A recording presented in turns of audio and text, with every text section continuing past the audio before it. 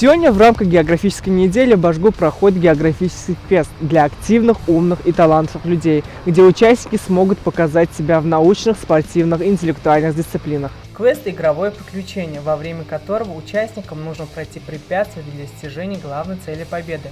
В географическом квесте участие принимают студенты Башгу, школьники не только города Уфы, но и всей республики.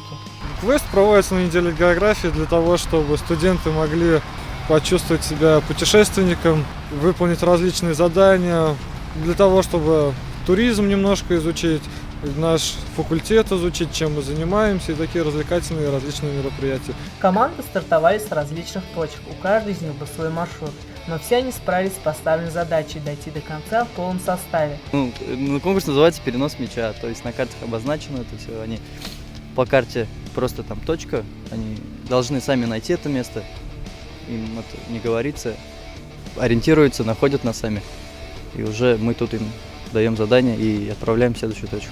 От Аксакова и до парка Салавата Юлаева, от гуманитарного корпуса до Советской площади, преодолевая все трудные испытания, они шли навстречу к победе. Вообще мне очень сильно нравится, мы так объединились, со всеми сдружились. И вообще без разницы, кому сколько лет, кто где учится.